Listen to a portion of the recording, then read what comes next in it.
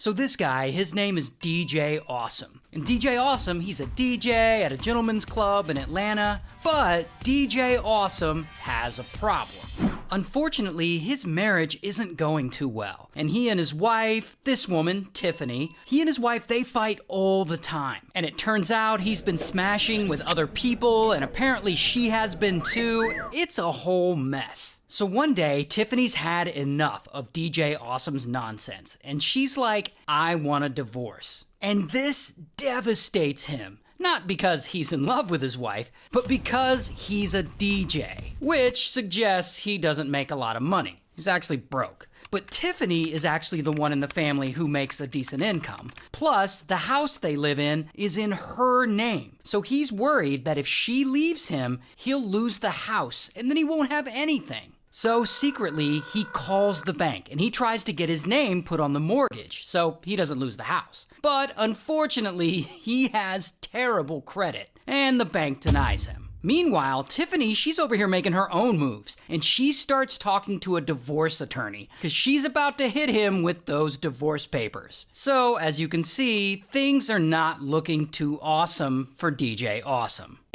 Until one day he gets a crazy idea. What if someone were to unalive Tiffany? Then he'd get to keep the house, he'd cash in on some benefits money, he'd get sympathy, and he'd get to keep smashing with whoever he wants. And he thinks this is a great idea. But he can't unalive her himself, that would be too obvious, and he'd get caught. So he hits up his boy, this guy, Harley. And Harley is his friend from way back, and he works at the strip club with DJ Awesome sometimes too, and they're tight. So DJ Awesome lays out his whole plan for Harley. Step 1, break into his house so it looks like a robbery. Step 2, unalive his wife. And step 3 is, I don't know, keep DJing? I don't know what happens after that. So Harley hears this plan and he's just like, all right. And a few weeks later, they put this plan into motion. And DJ Awesome, he leaves for work one night to DJ overnight at the strip club. And while he's at work, Harley comes over to Awesome's house, and he quietly breaks in, and he creeps down the hallway into the bedroom where Tiffany is asleep. And there is where he pulls out his pew-pew, and he points it at her, and bang, bang, he shoots her twice. Then he flees, but the gunfire, it wakes their kids up. Because, of course, they have kids. And around 5 a.m., DJ Awesome, he's done at work and everything, and he heads home. And he pulls into the driveway, and he sees the garage door open. So he calls 911, and he pretends to be surprised that someone broke into his house. Minutes later, police arrive, and Awesome is outside, and he's freaking out, like, my kids are in there! I went inside and saw my wife's body! I think she's dead! And so police, they go inside, and into the bedroom, and there, they find Tiffany unalived. And so police, they search the rest of the house and they find a cut window screen, but no fingerprints or any other evidence. And the kids weren't hurt and nothing from the house was stolen. So the police, they start thinking that this doesn't seem like just a robbery. It seems that maybe Tiffany was targeted.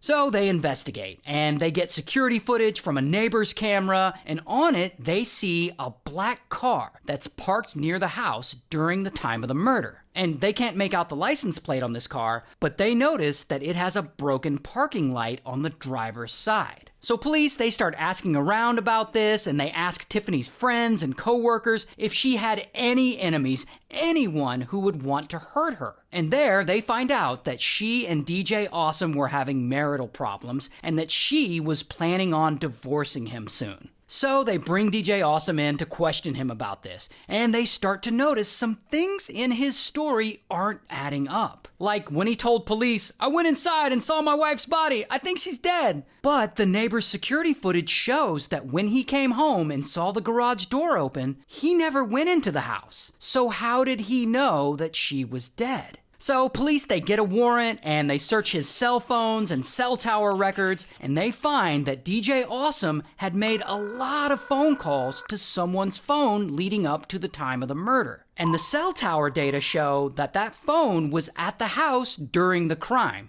meaning it's the killer's phone, meaning it's Harley's phone. So then police bring Harley in and they question him and they go search his car, and boom. They discover his car is a black car with a broken parking light on the driver's side. A few weeks later, once police have gathered all the evidence they need, they go to the strip club and kaboom, they arrest DJ Awesome. Here's his mugshot. And Harley's there at the club with him, so then kaboom, they arrest him too. And here's his mugshot. And DJ Awesome, he goes to trial and he's found guilty and he's sentenced to life in prison. And Harley is also found guilty and he's also sentenced to life in prison. So, shout out to Atlanta, I guess.